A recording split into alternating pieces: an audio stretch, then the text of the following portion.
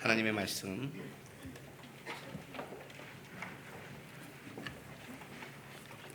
마태복음 2장 19절에서 23절까지 말씀 보겠습니다.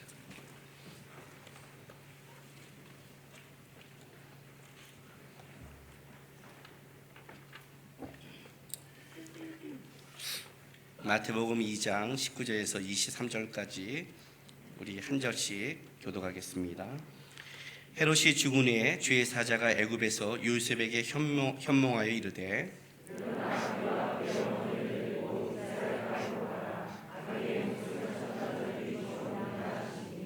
요셉이 일어나 아기와 그의 어머니를 데리고 이스라엘 땅으로 들어가니라.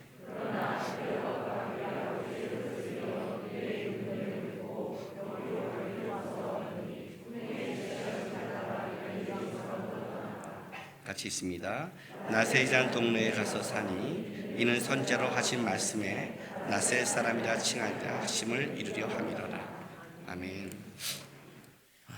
우리가 아는 예수님의 그 일생은 실제 태어날 때와 또 12살 때 성전에 올라와서 토론할 그때, 그리고 이제 30세 공생을 시작할 때, 그 사이에 대해서는 예수님의 일생이 뭐 어떻게 살아간지 우리는 잘 알 수가 없습니다. 왜냐하면 거기에 성경이 그렇게 쓰고 있지 않기 때문에 그렇습니다. 많은 어떤 사람들은 그 사이에 뭐 예수님이 인도에 갔다, 뭘 배웠다, 여러 가지 설이 있는데 어떤 성경은 그걸 기록하지 않습니다. 그런데 이제 누가복음에 보면, 누가복음은 그 오늘 이 장면, 애굽에 내려갔다가 다시 나사렛으로 가는 이 장면을 누가복음은 기록하지 않습니다. 누가복음은 그냥 시므온과 안나를 만나고 곧장 나사렛으로 가는 것처럼 누가복음은 기록합니다. 그래서 우리는 당연하게 어떤 생각을 하냐면, 예수님께서 어차피 그 나사렛이라는 동네는 요셉과 그 마리아가 살던 원래 곳이니까 당연히 베들레헴에 와서 호적하러 왔고, 또 호적이 끝났으면 어디로 가야 돼요? 자기가 살던 곳으로 돌아가잖아요. 그래서 당연히 자기가 살던 곳으로 돌아가서 거기서 살았구나라고 이제 생각하는데, 그래서 거기서 살았기 때문에 우리 예수님을 나사렛 예수라고 그러죠. 왜냐하면 어디 출신 예수가 된 건데, 그것이 단순하게 요셉과 마리아가 살던 곳이니까, 그곳에 살던 곳이니까 붙여진 이름이 아니라고 오늘 마태는 얘기하고 있는 겁니다. 마태는 애굽에 내려간 사건과 또 어떻게 해서 예수님께서 나사렛에서 다시 가서 나사렛 동네에서 살아서 나사렛 예수라는 이름을 붙이게 됐는지를 이제 아주 구체적으로 쓴 겁니다. 그러니까 이걸 보면 예수님께서 그냥 어머니가 살던 곳이니까, 뭐 사람들이 살면 물어보잖아요. 너 고향이 어디야? 이렇게 물어봐요. 저도 가끔 물어봐요. 왜냐하면 저는 서울에 태어났고 서울에서 자랐습니다. 근데 말을 들어보면 전라도 사투리 가끔 들어가요. 왜 그럴까요? 누구의 영향을 받았을까요? 부모님이죠. 우리 부모님이 전라도 출신이니까, 목포, 삼호 그쪽 출신이니까 그쪽 하다 보면, 저도 어렸을 때 그 사투리가 듣다 보면 그게 표준어인 줄 알고 쓸 때가 있잖아요. 그러면 사람들이 물어요. 부모님이 어디 출신이야? 뭐 이렇게 물어봐요. 왜냐하면 저는 서울이니까. 이 영향이라는 거잖아요. 그렇죠?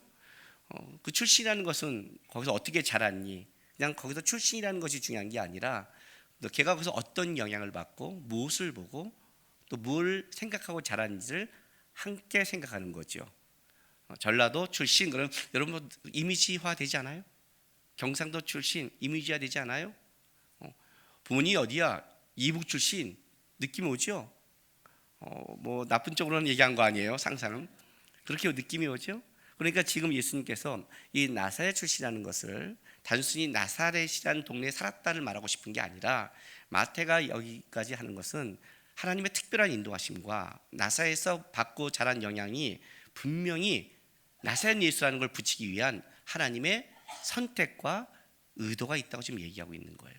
지금 그 문제를 쓰고 있는 겁니다. 그래서 오늘 본문은 그걸 좀 자세하게 왜 나사렛으로 가게 됐는지를 설명하고 있어요. 자, 먼저 2장 19절에 봤더니, 헤롯이 죽은 후에 주의 사자가 애굽에서 요셉에게 현몽하여 이르되, 자, 세 번째 현몽해서 세 번째 또 주의 사자를 만났죠. 예. 부럽죠? 인생의 갈림길에서 이렇게 맨날 천사가 말해주면 얼마나 좋겠어요. 여러분들이 항상 꿈꾸는 거잖아요. 그렇죠? 절대 모르겠어요 이렇게요.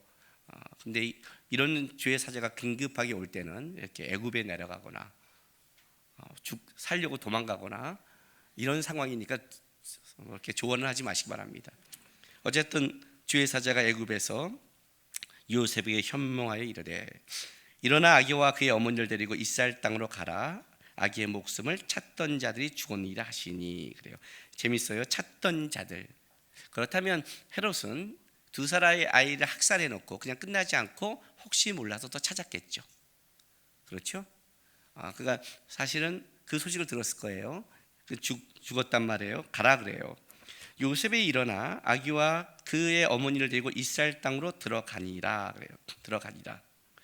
그러나 아켈라오가 그의 아버지 헤롯을 이어 유대의 임금이 됨을 듣고 거기로 가기를 무서워하더니라고 이렇게 시작됩니다. 그렇다면 이 거기가 어디일까요, 도대체요?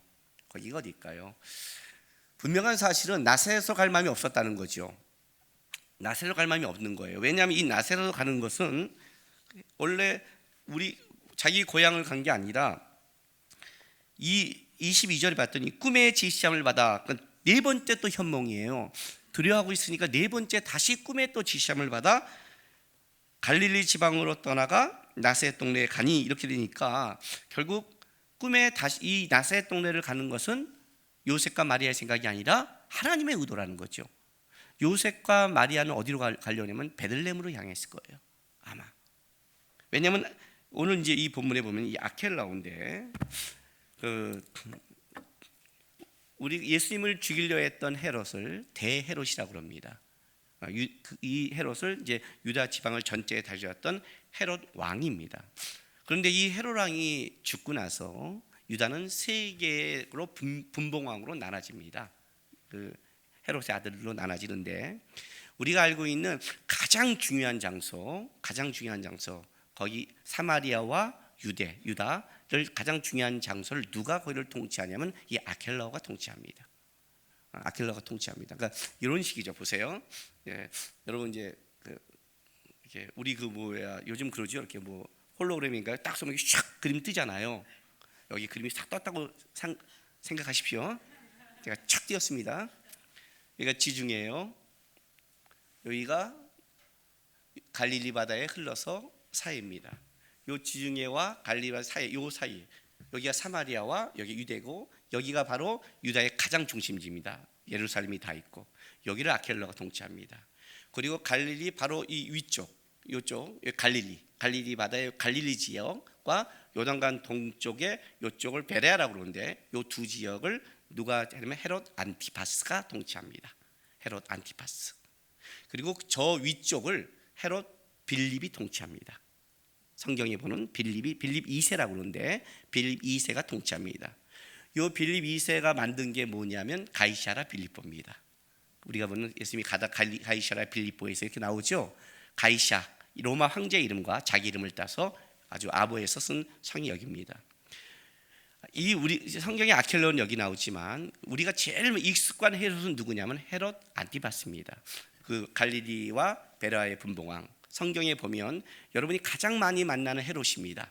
예수님께서 누가복음에 저 여우라고 말한 헤롯이 안티파스고, 세례 요한을 죽인 자가 이 헤롯 안티파스고, 그리고 마지막에 예수님이 십자가상에 달렸을 때 그때 본디오 빌라도가 보내서 만난 헤롯이 바로 헤롯 안티파스입니다.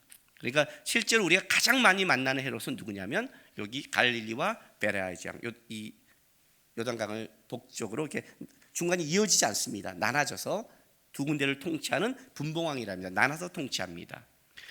이 세 군데로 나눠져서 통치하는데 아켈라오는 어디를 맡았냐면 가장 중요한 유다와 사마리아를 맡았습니다. 그러니까 가장 알짜배기 이 땅을 다스리는 거죠. 그런데 이 당시에 분봉왕이나 왕을 통치를 받으려면 로마 황제의 인증을 받아야 됩니다. 인증을 받아야 돼요. 그런데 이 당시에 황제가 가이사 아우구스도인데 아켈라오를 인증하지 않았습니다. 인증하지 않으니까 이 아켈라오가 로마까지 가서 황제 앞에 가서 자기가 이 땅을 착하게 선정하겠다고, 잘 다스리겠다고 약속을 하고, 그리고 분봉왕의 직위를 갖고 돌아옵니다. 돌아왔는데 이 아켈라오는 성격이 무서운 사람입니다. 이 헤롯이 자기 정권을 유지하기 위해서 아내와 자식을 죽였다고 그랬죠. 아주 잔인한 인물인데 이 아켈라오는 아주 잔인한 인물입니다.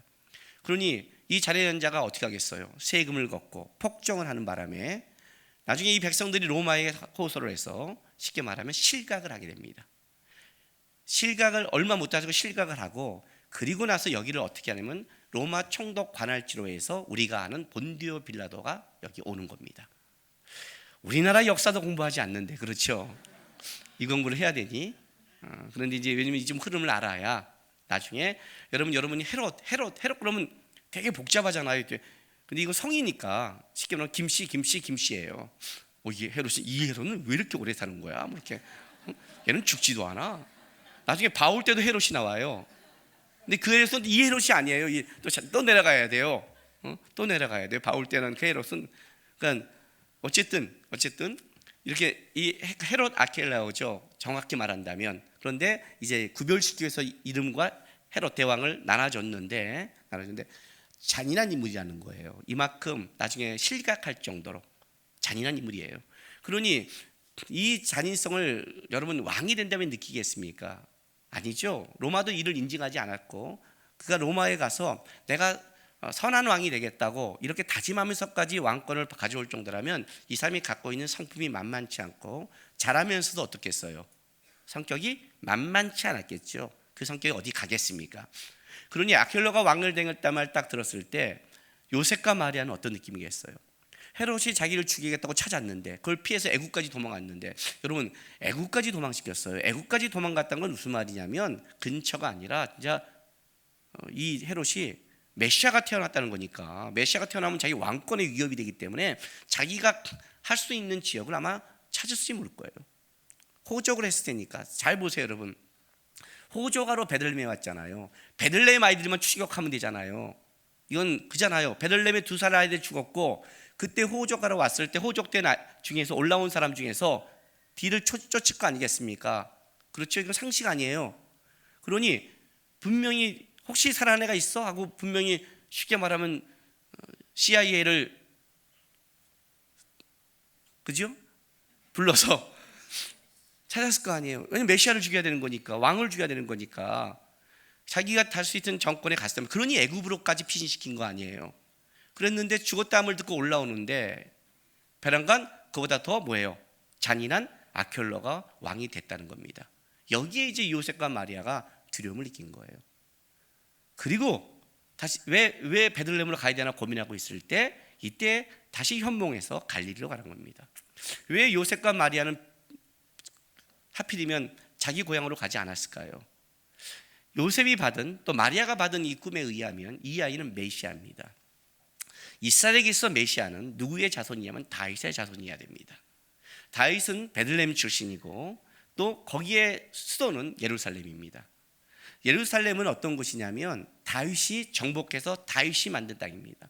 여러분 다윗은요, 이스라엘의 통일 왕이 되기 전에 먼저 7년 6개월을 남유다 왕이 먼저 됩니다. 왜냐하면 사울의 그 손자가 북이스라엘을 다스리고 있어갖고 약간 분단된 7년 6개월을 갔다가 나머지 33년 그를 다시 전체를 통일하는 왕이 돼서 남유다의 수도를 두면 어떤 일이 벌어져요?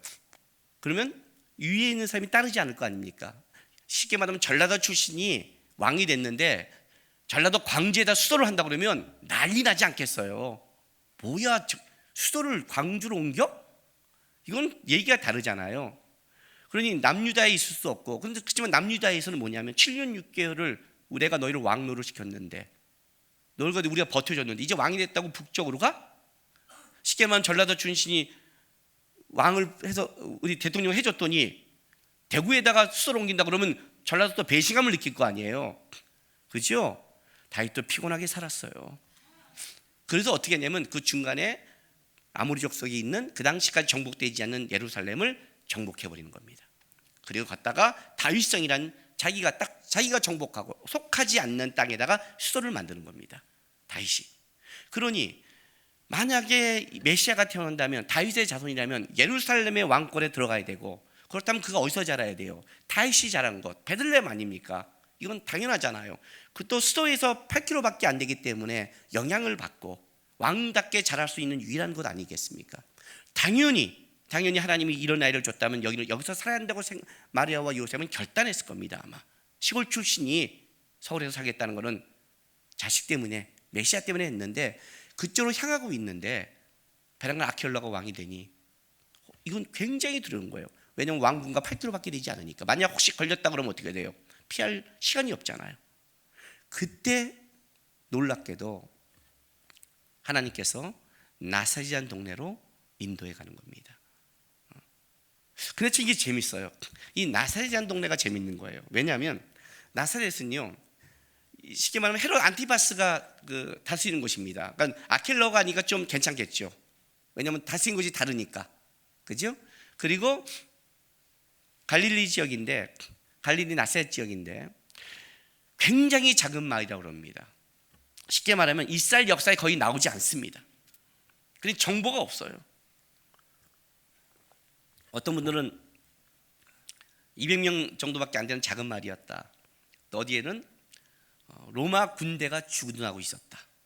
그러니까 로마 군대 큰 건 아니라 주둔 지역이었다. 로마 군대가 주둔하면 쉽게 말하면 어떻게 돼요, 여러분? 기지촌이 되는 거죠. 그러면 좀 더 천대시하겠죠. 이방인 군대가 주둔한 지역이라면 그 지역은. 하여튼 여기는 별로 정보가 없어요. 그러니 제가 여러분이 나사렛에 대해서 할 얘기가 없어요, 별로요. 굳이 이제 학자들도 이것 때문에 찾습니다. 그래서 이 나사렛이라는 것이 도대체 어디서 이것이 왔을까 해서 이제 아람어와 헬라어와 해서 찾았는데, 그걸 히브리어와 연결해서 나시린과 연결된 게 아니냐, 또 한순 싹과 네처 연결, 여러 가지 얘기가 있는데 굳이 뭐 학자들이 쫓아간 걸 우리가 쫓아갈 필요가 있겠습니까? 그렇죠? 근데 한 가지 분명한 게 있습니다. 그것은 이 나사렛 동네가 갖고 있는 이미지라는 겁니다. 자, 요한복음 보겠습니다. 요한복음 1장 46절입니다. 43절부터 볼게요. 예수님께서 빌립과 나다나엘을 부른 장면입니다. 이튿날 예수께서 갈릴리로 나가려 하시다가 빌립을 만나 이르시되 나를 따르라 하시니, 빌립은 안드레와 베드로와 한 동네 벳세다 사람이라. 빌립이 나다나엘을 찾아 이르되 모세가 율법에 기록하였고 여러 선지자가 기록한 그 일을 우리가 만났으니 요셉의 아들 나사렛 예수니라, 이렇게 말한 거예요. 나다나엘이 이르되 나사렛에서 무슨 선한 것이 날 수 있느냐? 빌립이 이르되 와서 보라. 예수께서 나다나엘이 자기에게 오는 것을 보시고 그를 가리켜 이르시되 보라, 이는 참으로 이스라엘 사람이라. 그 속에 간사한 것이 없도다. 나다나엘이 이르되 어떻게 나를 아시나이까? 예수께서 대답 이르시되 빌립이 너를 부르기 전에 내가 무화과 나무 아래 있을 때 보았노라. 나다나엘이 대답하되 랍비여, 당신은 하나님의 아들이시요 당신은 이스라엘의 임금이로소이다. 이렇게 고백하는 거예요. 이것도 수수께끼 같죠? 그죠? 자기가 뭐 무화과 나무 아래 있다는 걸 봤는데 그 듣자마자 하나님의 아들이요 이스라엘 임금이요, 얘는 무슨 생각을 하고 살아가는 거예요 도대체? 빌립이 오랄 때는 나사렛 선한 것이 나겠냐, 한마디로 냉랭하다가 와서 보라 해서 와서 갔더니 너가 무화과 아래 나무 있는 걸 내가 보았다 했더니 배란가 무릎 꿇고, 예수님도 얼마나 황당하셨냐면 50절에 내가 너를 무화과 나무 아래 보았다 함으로 믿느냐? 이보다 더 큰 일을 보리라. 그죠? 또 이르되 진실로 너희에게 이르노니 하늘이 열리고 하나님의 사진 인자 위에 오르락내리락 하는 걸 보리라 하니라. 그잖아요. 야, 너 내가 무화과 나무에 있다고 그걸 믿냐? 응? 근데 이제 그게 이제 요게 뭔지를 우리가 좀 찾아갈 필요가 있죠. 빌립에 가서요, 모세 율법과 성경이 말하는 그 선지자가 말하는 메시아를 우리가 봤다 그래요. 나사렛 출신이다 그랬더니 나사렛에서 선한 것이 나올 수 있겠느냐. 이제 이 나다나엘의 말을 보면 나사렛이라는 동네가 갖고 있는 이미지가 분명해지는 거죠. 거기는 어떤 곳이에요? 선한 곳이 나올 수 없는 것. 그게 전제죠. 거기서 그 촌놈이 이런 거죠. 그 출신이 이런 거예요. 그러니까 그 지역 그러면 어때요? 거기는 안 돼. 그런 지역이겠죠. 나사렛은 이미지가. 그러니까 빌립도 빌립도 이런 이미지를 알고 있었겠죠. 그러니까 자기도 할 말이 없는, 설명 불가. 그러니까 어떻게 해요? 와보라. 와보라는 건 뭐예요? 이건 말로 설명이 안 된다는 뜻이에요. 그렇잖아요. 우리도 어떤 거 할 때 말로 설명하지, 야 그냥 네가 봐, 이렇게밖에 할 수 없는 이곳이 나사렛 동네예요. 그래서 왔어요. 왔는데 예수님이 나다나엘을 보고 그 속에 간사함이 없다고 얘기를 해요. 재밌는 게 있어요. 예수님께서 나사렛에서 선한 것이 날 수 있다고 주장하지 않는다는 거예요. 뭐만 줄 아세요? 나다나엘이 하는 생각을 예수님이 인정했다고요. 나사렛에서 선한 것이 날 수 있느냐? 예수님께서 너는 어떻게 너의 편견을 갖고 살아가니? 그럼 예루살렘에서 선한 것이 날 수 있니? 네가 있다는 곳에 있냐 임마? 이렇게 따져야 되잖아요. 그렇죠? 근데 예수님도 이걸 인정해줘요. 이게 무슨 말이냐면 나다나엘이 말하는 것이 나다나엘의 편견이 아니라는 거예요. 진짜 나사렛에서 선한 것이 날 수 없는 지역이라는 거죠. 오히려 예수님이 뭐냐면 너 속에 간사함이 없대요. 이 말이 뭐예요? 이 간사함이 없다는 건 뭐냐면 이 나다나엘 속에 있는 것은 편견과 아집과 고집이 없다는 뜻이에요. 예수님도 나다나엘 속에 있는 그 정직함과 하나님을 경외하는 것을 인정하고 있어요. 그가 무화과 아래에서 뭘 생각하고 있었을까요? 뭘 생각하고 있었을까요? 예? 간사함이 없는 자라면, 하나님을 경외하는 자라면 어떤 기도를 드릴까요? 사가랴와 엘리사벳이 어떤 기도를 드렸을까요? 이스라엘의 회복을 위해 기도했겠죠. 메시아가 없는 이 이스라엘의 땅에 한탄했겠죠. 오늘도 정상적으로 신앙생활을 사람은 뭘 위해 기도할까요? 여러분 뭘 위해 기도할까요? 예? 이 시대를 기도하지 않겠습니까? 분단된 나라, 죄악이 판을 치는 것, 허덕이며 살아가는 인생들, 영혼에 대한 긍휼함, 그렇죠? 예수님이 오시기까지 그 많은 거룩한 경건한 자들이 이 땅에 구원할 자가 누군가를 위해 기도했습니다. 그 예수님이 와서 우리를 구원의 완성을 이뤘습니다. 예수님이 구원의 완성은 이뤘지만 아직 평화의 왕으로 온 예수께서 완전한 평화는 아직 이루지 않았습니다. 그 완전한 평화는 재림 예수가 하실 겁니다. 우리는 예수님께서 구원의 완전함을 이뤄서 구원은 100% 받았지만 그러나 이 땅에 100% 평화는 얻지 못했습니다. 아직 이 땅은 평화가 완성된 것이 아닙니다. 그게 우리가 살아가는 세상입니다. 이 땅에서 기도하는 모든 자는 요한계시록 맨 끝에 있는 말씀처럼 주 예수 오시옵소서, 주님이 와야 이 땅에 평화가 이루어진다는 그 간절한 기도가 나올 수밖에 없는 겁니다. 자기의 인생의 평화, 자기의 인생의 개인적인 것이 아니라 하나님으로부터 이 땅을 위해 기도한다면 나올 수밖에 없는 것입니다. 여러분, 나다나엘이 뭘 위해 기도했을까요? 그의 간사함이 없는 자라면. 예루살렘은 썩었고 사두개인들은, 제사장들은 다 돈에 미쳐 있고 바리새인들은 외식에 치우쳐 있는 그 시대 속에 그가 어떤 심정으로 기도했을까요? 그렇죠? 그 속에 간사함이 없다고 얘기하는 겁니다. 네가 무화과 아래 나무 아래 있다는 걸 봤을 때 그 무화과 나무 아래서 나다나엘이 뭘 기도하고 있었을까요? 자기를 심정을 꿰뚫어 보는 자를 만난 겁니다. 그가 본 겁니다. 메시아가 아니라면 그 앞에 무릎을 꿇는 거예요. 모두가 다 살아갈 때 만나는 겁니다. 어쨌든 예수님도 이 나사렛에 대해서는 그 선한 것이 없는 것을 인정하셨고, 간사함이 없는, 편견이 없는 경건한 신앙의 나다나엘도 나사렛 동네에서는 그런 것이 나올 수 없던 그런 땅으로 예수님이 가신 겁니다. 근데 마태복음은 보세요. 이렇게 말합니다.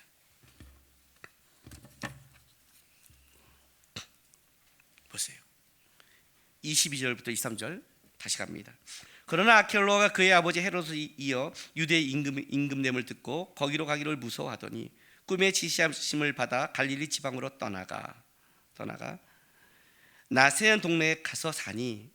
자, 이렇게 꿈에 갔는데 마태는 어떻게 결론을 짓냐면 선지자로 하신 말씀에 나사렛 사람이라 칭하리라 하심을 이루려 함이라라고, 이것은 요셉과 마리아를 그냥 아켈라의 손에서 보호하기 위해서 잠깐 피한 게 아니라 나사렛으로 살려고 했던 것이 하나님의 의도다라고 말을 하는 거예요. 그런데 이 선지자가 재밌는 게 뭐냐면 그 앞에 보면 선지자라고 마태가 인용할 때 그 선지자가 누군지를 정확하게 불러요. 15절에도 2장 15절에 애굽으로부터 내 아들을 불렀다. 이것도 호세아를 설을 인용한 거고 2장 18절에 라마에서 슬퍼하며 크게 통곡하는 소리가 들리니 라헬이 그 자식을 위하여 애곡하는 것이라. 그가 자식이 없으므로 이로받기를 거절하였다로 에레미야서의 선지자를 인용한 거예요.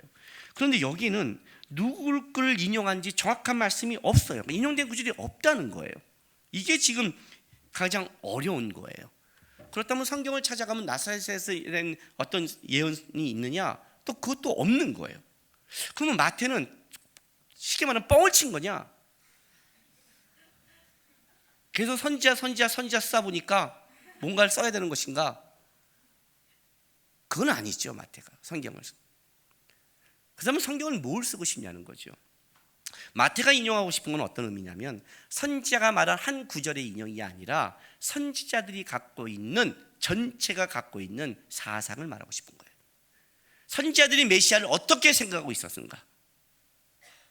왜냐하면 유대인들이 기다렸던 메시아는 어떤 메시아냐면 죄를 구하러 오는 이 땅에 온 예수가 아니라 왕으로 오신 예수, 로마의 속국으로 이스라엘을 회복하고 다윗의 나라를 회복시키는 정치적인 왕을 구했죠.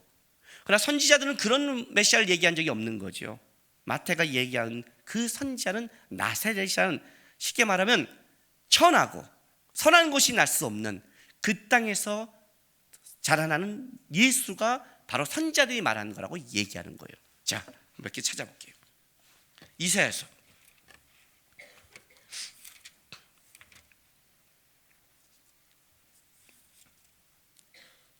49장 7절 보세요.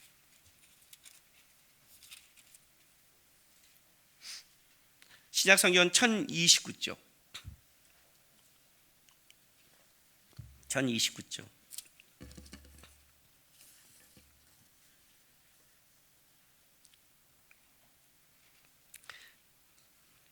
49장 6, 7절 제가 읽어드릴게요.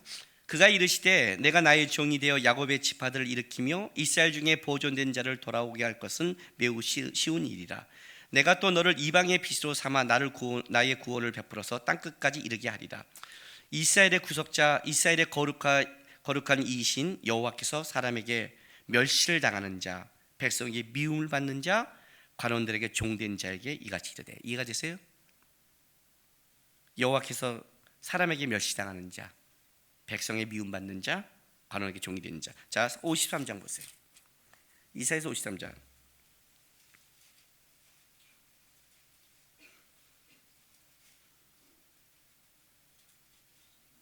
2절부터 보세요. 2절 3절 우리가 너무나 잘 알고 있는 말씀이죠. 그는 주 앞에서 자라나기를 연한 순 같고 마른 땅에서 나온 뿌리 같아서 고운 모양도 없고 풍채도 없은즉 우리가 보기에 흠모할 만한 아름다운 것이 없도다. 그는 멸시를 받아 사람들에게 버림받았으며 간고를 많이 겪었으며 질고를 하는 자라. 마치 사람들이 그에게 얼굴을 가리는 것 같이 멸시를 당하였고 우리도 그를 귀히 여기지 아니하였도다. 이게 이 땅에 오신 종된 메시아의 예언이거든요. 고운 모양도 없고 풍채도 없으니, 저는 고운 모양도 없다는 말을 딱 들었을 때 베란가 혹시 예수님도 대물인가 이런 느낌이 드는 거예요. 제 식대로 이해하는 거니까. 풍채도 없은즉 작으시나 이렇게 흠모할 만한 아름다운 것이 없도다. 그러면 영화가 좀 뻥이겠죠? 영화는 너무 미남이잖아요. 그는 멸시를 받아 사람들에게 버림받았었고 간고를 많이 겪었고 질고를 하는 자다. 마치 사람들이 그에게서 얼굴을 가리는 것 같이. 이거 굉장한 거죠. 얼굴을 가린다. 보통 부정한 자를 볼 때 하는 거거든요. 부정한 자, 문둥병, 그 당시에 부정한 자를 볼 때는 부정하기 싫어서 보지 않는, 얼굴을 가리는 것이 멸시를 당하였고 우리도 그를 귀히 여기지 아니하였도다. 그죠? 53장 8절 한번 더 볼까요? 그는 곤욕과 신문을 당하고 끌려갔으나 그 세대 중에 누가 생각하기를 그가 살아있는 자의 땅에서 끊어지면 마땅히 형벌받을 내 백성의 허물 때문에 하였으리요. 곤욕과 신분을 당하고 끌려가. 그러니까 이게 이제 쉽게 말하면 선지자들이 말하는 메시아의 예언이죠. 사상이죠. 그러니까 나사렛이라는 이 표현이 그 천한 것, 선한 것이 안 난다는 이 표현이 갖고 있는 가장 상징적인 표현은 뭐냐면 예수께서 이 인류의 죄를 위해서 멸시와 천대를 받는 당하는 자로 오신다는 선지자들이 말한 예언을 끌어오는 거예요. 마태가 말하고 있어요. 나사렛 출신이라는 말은 바로 예수가 갖고 있는 인생을 얘기하는 거죠. 아까도 말했지만 그가 어디 출신이라는 것은 거기서 받은 영향, 삶, 모든 것을 가지고 있잖아요. 섬 출신들에 딱 보면요, 수영을 기가 막히게 해요. 바다를요. 너 어떻게 수영을 잘해? 그러면 저 제주도 출신이야. 그렇게 말하잖아요. 그의 출신이 그걸 말하잖아요. 멸시와 천대를 얘기하는 거예요. 그리고 실제 신약에서도, 자, 빌립보서 한번 찾아볼게요. 2장, 빌립보서 2장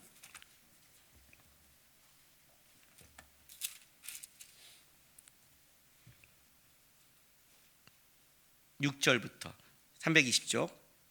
그는 근본 하나님과 본체시나 하나님과 동등됨을 취할 것을 여기지 아니하시고 오히려 자기를 비워 종의 형체를 가지다 사람들과 같이 되셨고 사람의 모양으로 나타나서 자기를 낮추시고 죽기까지 복종하셨으니 곧 십자가에 죽으심이라. 예수님이 얼마나 나시셨는지를 실제로 신약도 그거를 얘기하고, 마지막으로는 예수님 자체가 마태복음 8장 20절로 갈게요. 예수님 자체가 본인이 뭐라고 말하냐면, 제자들을 부를 때, 마태복음 8장 18절 보세요.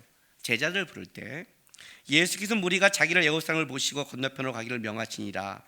한 서기관이 나와 예수께 아뢰되 선생님이여 어디로 가든지 저를 따르리이다. 예수께서 이르시되 여우도 굴이 있고 공중의 새도 거처가 있으되 인자는 머리 둘 곳도 없다. 예수님 자체가 살아갔을 때 나는 집이 머리 둘 곳도 없는 인생을 살아가고 있다라고 예수님 자체가 얘기하신 거예요. 실제 성지순례가 봤더니 예수님이 사신 이 집을 얘기할 때 저는 가면서 내 나름대로 그 당시의 집은 어떨까라고 많이 그리고 왔어요. 그런데 놀랍게도 예수님이 사신 그 성지순례 우리에게 보인 것은 뭐냐면 이런 집이 아니라 지하로 들어간 굴 같은 것을 보여줬어요. 우리한테요. 생각해 보세요. 2000년 전에 가난한 자가, 시골 산구석에 있는 자가 어떤 곳에 살았겠습니까? 가난한 자가. 지금도 가난한 자는 비참한데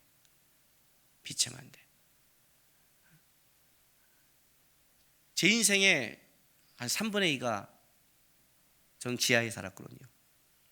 지금도 그런데 예수님이라는 인생에 어떻게 살았을까요? 실제로 예수님이 그 얘기를 하시는 거예요.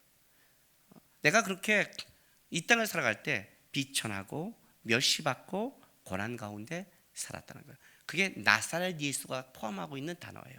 그곳에 선한 것이 나겠느냐 하는 곳이라는 거죠. 근데 문제는 이거죠. 될 수 있다면 마리아와 요셉은 이쪽을 피하려고 마음먹었다는 거예요. 될 수만 있다면. 자기네가 살던 고향이잖아요. 자기가 살던 터전이 가장 살기 좋잖아요. 호적을 하고. 그렇죠. 베들레헴에 뿌리를 낸다는 건 더 어렵잖아요. 마리아와 요셉이 애굽에서 내려갔다가 다시 올라간 것은 어떤 의미냐면, 사실은 이분이 메시아라면 가장 예루살렘 근처에서 이분에게 교육시키고 살아야겠다는 것이 마리아와 요셉이었는데, 아케일로 때문에 두려워하는 가운데 바로 꿈에 하나님의 지시함을 받아 다시 나사렛으로 가게 됐다는 거죠. 그렇다면 하나님은 왜 나사렛으로 예수님을 보냈고 왜 거기서 그의 30년 동안 거기서 그 삶을 살았을까요? 만약 여기가 로마 주둔군이 있었다면 여기는 기지촌이고 그런 것은 더 천대받고 멸시받는 곳이었어요. 그것은 더 천대받고 멸시받는 곳이죠. 작은 마을이었다면 뭔가를 가르치기도 어렵고요. 지금도 작은 마을에서는 그걸 가르치기가 쉽지 않은 곳이었어요. 여기서 30년을 살았어요. 30년을. 하나님이 3년의 공생애를 시작 전에 30년을 그곳에 선한 곳이 나겠냐는 천대받고 멸시받는 곳에 30년의 인생을 살게 하셨다는 거예요. 왜? 무엇 때문에 그럴까요?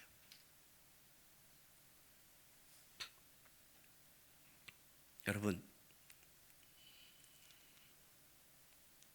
선한 곳이 어디가 선한 곳일까요? 예루살렘은 선할까요? 베들레헴은 선할까요? 뉴질랜드 가면 좋은 땅일까요? 아니잖아요. 요즘 지진 오잖아요. 미국이 좋을까요? 캐나다가 좋을까요? 이 땅에 좋은 곳이 어디 있을까요? 이 땅에 좋은 땅이 어디 있을까요?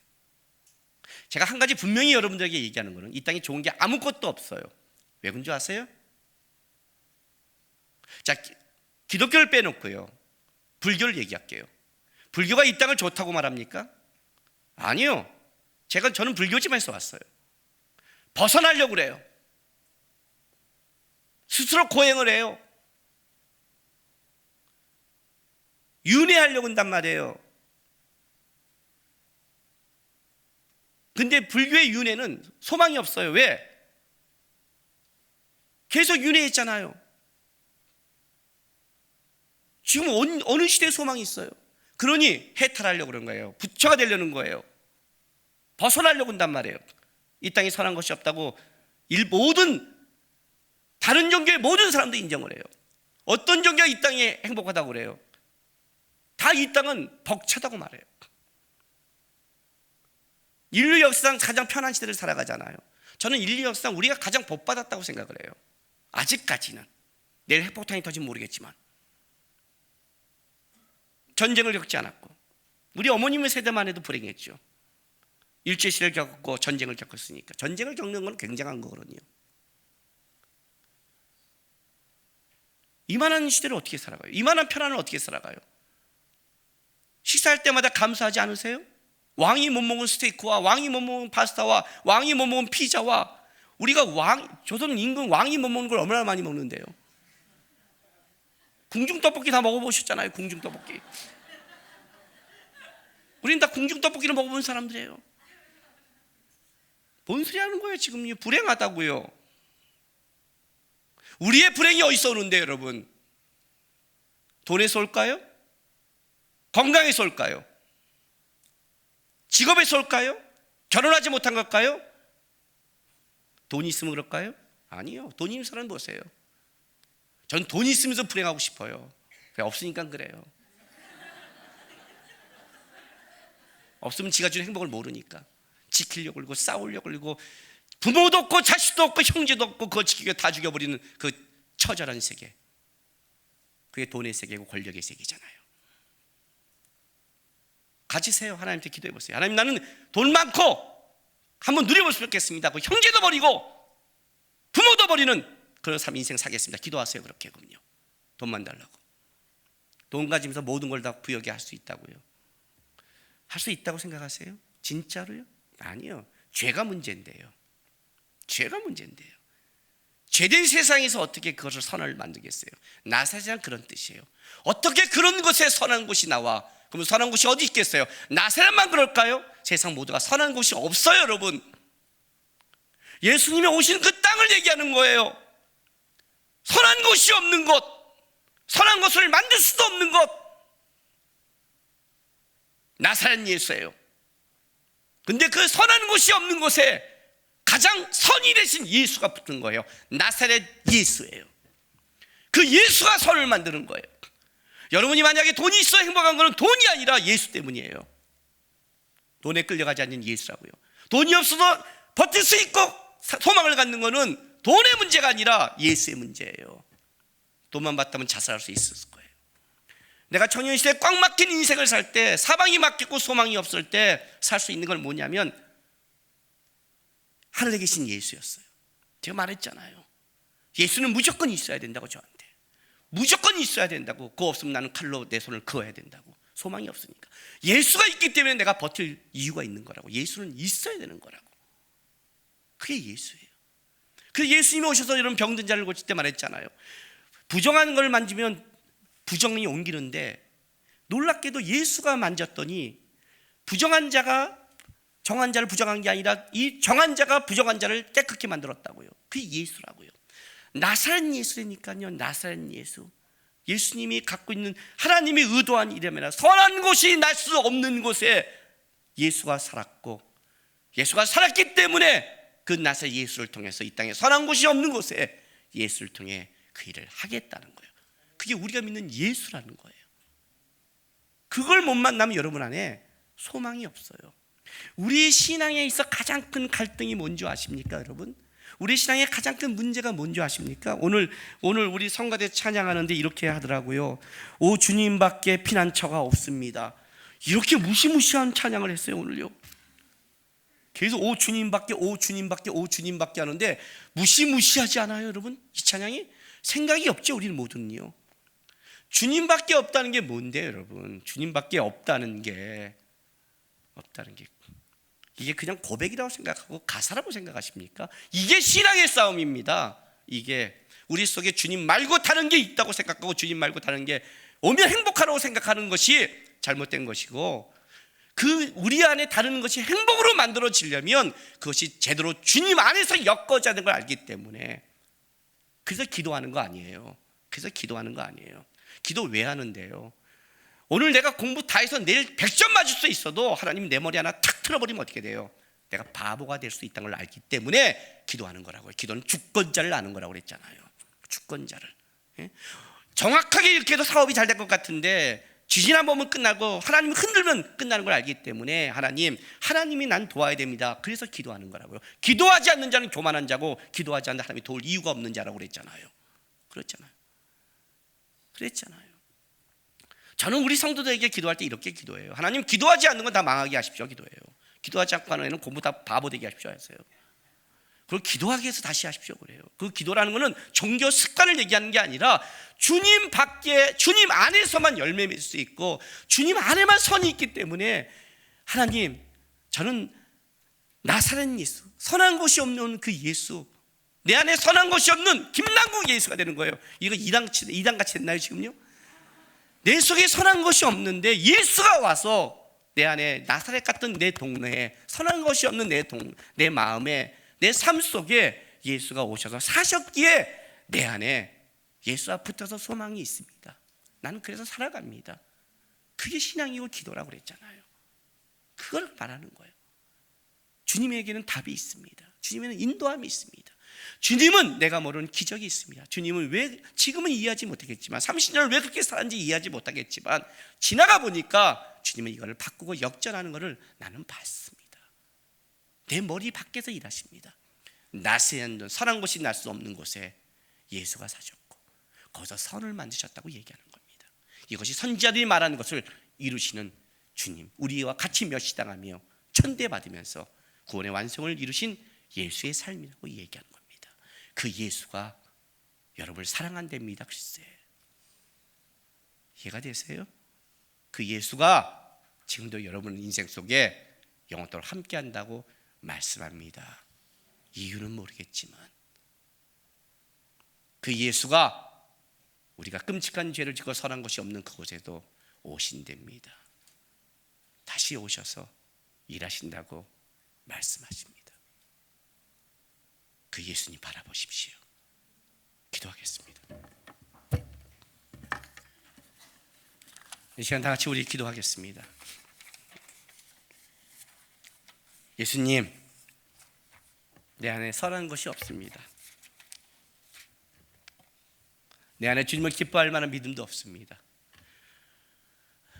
그런데 나사렛 같은 내 마음과 내 삶 속에 오셔주셔서 감사합니다.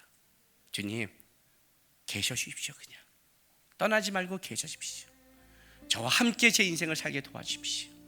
주님이 함께 계시면 제 안에 선이 만들어질 걸 믿습니다. 내가 아니라 예수로 만들어질 걸 믿습니다. 주님, 함께 해달라고 우리 시간 다 같이 고백하며 기도하며 나가겠습니다. 기도하겠습니다.